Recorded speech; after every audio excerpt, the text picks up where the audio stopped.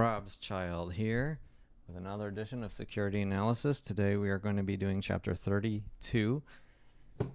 The title of the chapter is Extraordinary Losses and Other Special Items in the Income Account. Nothing I say is investment advice, and I have no intention of replacing any content of this book, but rather opening it up for discussion, for interpretation, especially in the comment section below. I really hope that this can be this whole video series can become sort of an online forum for people to discuss the chapters of this very valuable historic book. All right, so let's dive right into it. Just as an overview of the whole chapter, most of it is basically criticizing companies for making earnings look stronger or weaker. Basically, companies manipulating things on their income statements, in the accounting methods, to be able to manipulate people into thinking, that the earnings power in the future is going to be stronger, or in some cases, the opposite. So let's just go through the points. So the first point is that special losses on income will make following years look relatively much better. So if all of a sudden you have a huge amount of money that you owe as a company, if you count it off all in that 1 year against your earnings, for example, it's going to make earnings of future years look much stronger comparatively. And it can give a false sense, because if you're just looking at the earnings as an investor and you see it go from negative to positive by a certain amount, you might expect earnings to continue that trend. And so he sees that as an issue, and there's lots of detail and examples. So we start out with comparing Goodyear and U.S. Rubber, and showing how the manipulation can give benefit to your stock price. Trying to iron out the kinks of the volatile rubber price in a certain period, for better or for worse. And there's a long section on that. It's worth reading and seeing how that can play out. Next, we go into COGS, C-O-G-S, which it means cost of goods sold. And this is an important thing to understand on the income statement. I guess it's got to be on the income statement because it's in this section. But either way, the important parts of understanding the cost of goods sold is that the closing inventory is, he says, you should have it be the lower of either the market value or the price paid. And so, if your inventory is losing value over the course of the year just because the market isn't paying as much as you paid for it, a year ago, you should, when you're accounting for the value of your inventory, either, get the lower of the two, either what you paid for it to calculate the cost of goods, or the discounted rate if it's gone down in price, because that's essentially a cost to you. And the value of your stuff goes down, that's costing you. That's the point there. And then he states specifically on that same vein that it implies that when you have a lower market value, it increases the cost of it comes out of that cost of goods sold, because the cost you're paying is diminished or increased. Increased. So then we go on to the part where he explains part where the valuation first in and first out can help your tax situation for volatile prices, like in loss and profit situations. And so obviously, when it comes to these accounting things, sometimes changing the way that you do accounting in general can be of benefit to the company in various ways. In some ways, it's actually beneficial to the stockholders because it helps normalize things, and then in other times, it just leads to manipulation.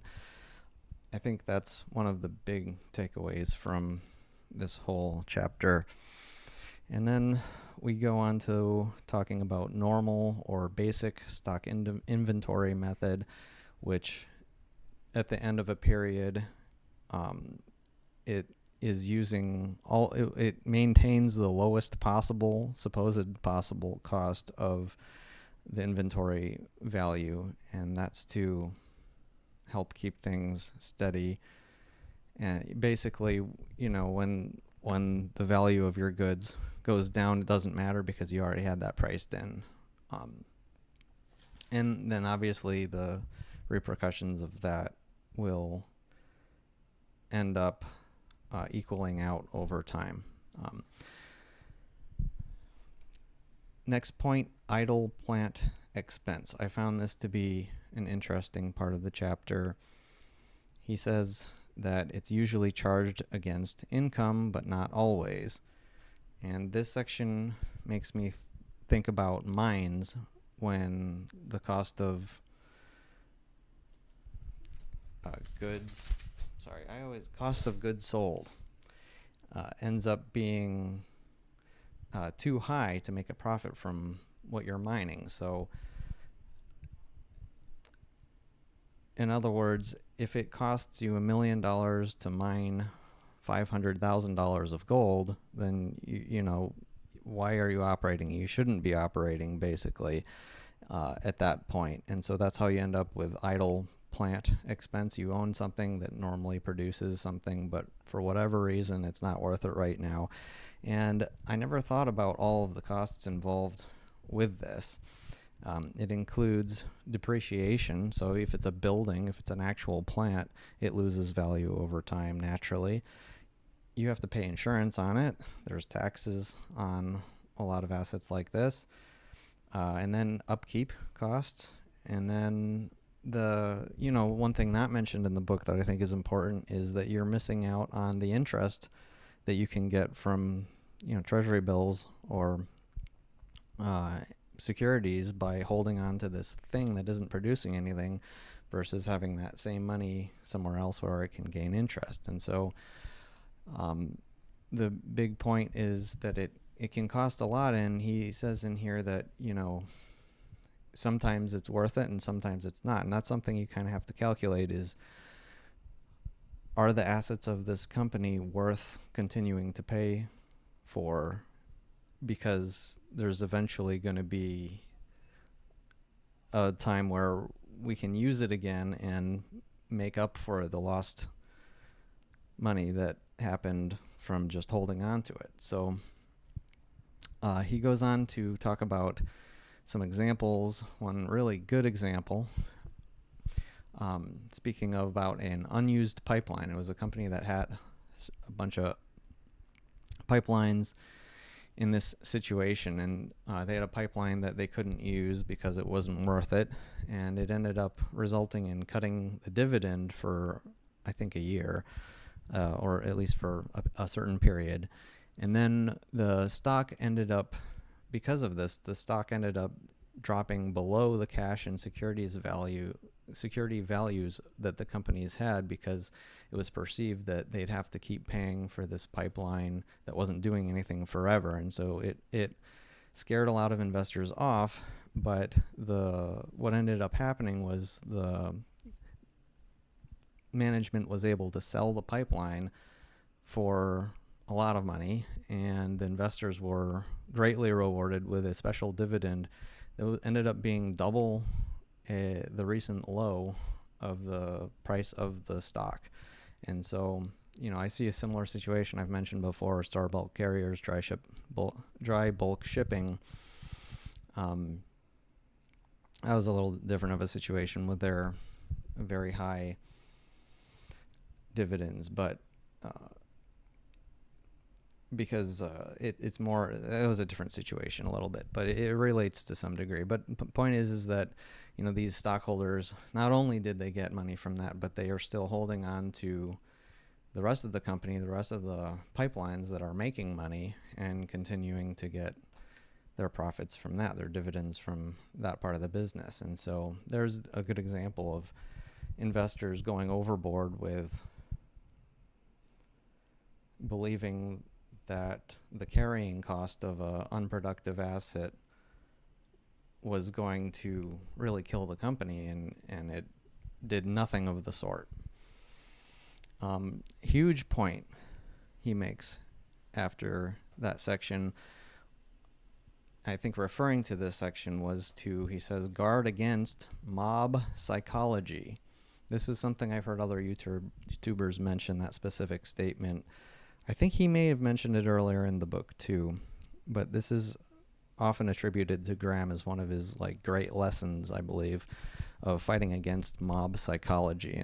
And so when you have investors that are getting even not related to this chapter, like getting overexcited about a certain company or industry, or being, you know, completely turned off by a certain area that you can invest in, that, you know, guard against it. Be careful. Like, figure out what is the mob thinking, and, you know, maybe get on the other side of the boat. You know, when everybody's on one side of the boat, kind of sinks, and then the other end goes up. Good metaphor there. So now he says, you know, with all of this said, again, it's sort of a reminder to stay cautious, because even with really great analysis, you did all your homework, you dug deeper than everybody else, you know for sure you're right, things can change very quickly.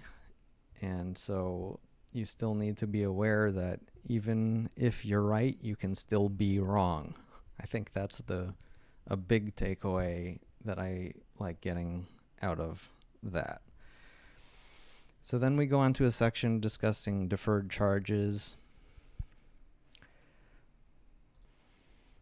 And I think it really divides into three different types of deferred charges. So bond discount based on the duration of the bond. So in other words, if a company is selling their debt as bonds and the par value, let's say, is $100, but the market's only paying $90 for it for whatever reason, that initial $10 loss should be discounted over the course of the bond. And that makes sense, especially when considering the fact that a lot of the time when that bond is due, when it's up, they need to roll over that debt to maintain their working capital. And so if you were to charge that full discount soon as you sell it in the first place, it makes earnings look much stronger for those, let's call it a 10-year bond, over those 10 years.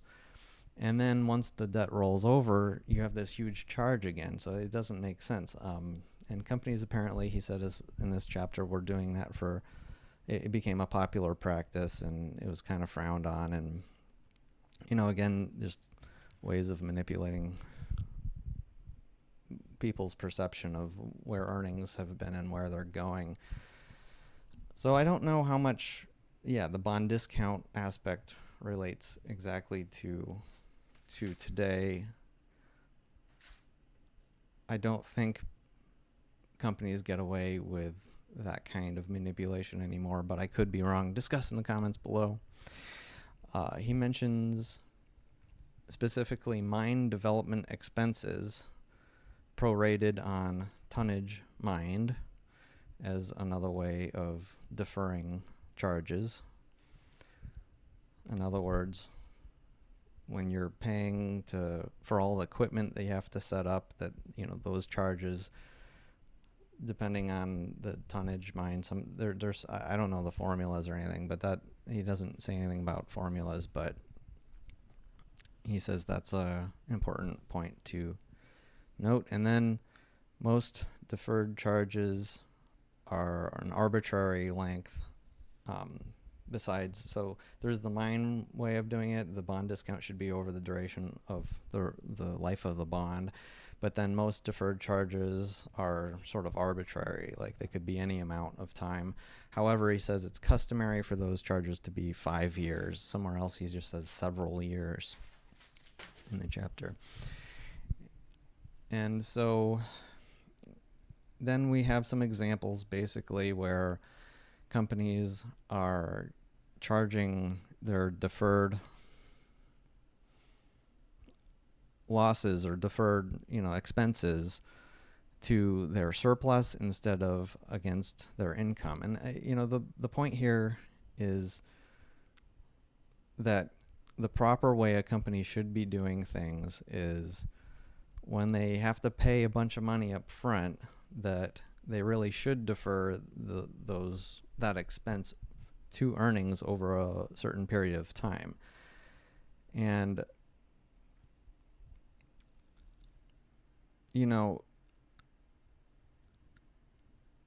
this is, I think another point to bring up at this point is that we're not talking typically about the cost of like buying a building or something. This is more of like one-off expenses, whether it's a big advertising campaign or, there's some big problem they have to fix. It's kind of like, I think these are more of like unexpected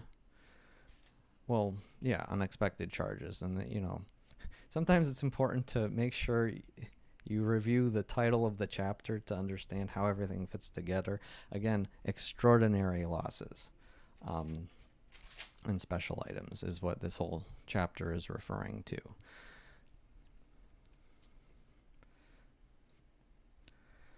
And he just drives this point home over and over again. He uses an example over a president's salary, how you would be, the cost of paying a president his salary. I don't know why he uses this example. I don't think it's a great example. But he says if you were to pay the full amount of his salary up front for 10 years, as if we have a president for 10 years. Maybe he's not talking about the U.S. president, maybe the president of the company. I don't know. But how that would confuse the market because, after that 10 years is up, assuming that he'll get paid after that, then you're discounting that. You're not including that charge that really should take place over the course of 10 years. And then it's mentioned that there's an example of the interstate department stores basically doing this kind of thing. I don't know if it was for their president's salary, like the president of the company. I'm not really sure. I didn't dig into it. I didn't feel the need to. The point is that extraordinary charges really should be deferred over an appropriate amount of time. So then we get into a point. He says that most of the time this is actually inconsequential, but sometimes it actually is important. We have an example then of Kraft cheese being a little crafty, excuse the pun, with a $1 million ad manipulating earnings because they basically ended up charging the whole thing incorrectly, and then they deferred it. They restated their earnings later to include the 50% charge. They were going to have the $1 million ad be paid off over 2 years, and then kind of just made it disappear, and that was a little bit crafty. And then a few other examples. There was a company removing worthless asset to a deferred expense. So the company had something that was no longer they had paid for something that was no longer giving the company more earnings. So then they charged it against the surplus instead of continuing to say this is a regular expense. I think that kind of makes sense. Again, discuss in the comments below. And I think it was a separate example of the Hudson Motor Car Company, or it might have been that example. But we're moving on. Again, charging against surplus is to relieve the earnings, to help the earnings look better, for better or for worse. It's just important to realize the effect of these things. And that's it. Hope you enjoyed the chapter. Please discuss in the comment section below, and see you next time. Rob's Child.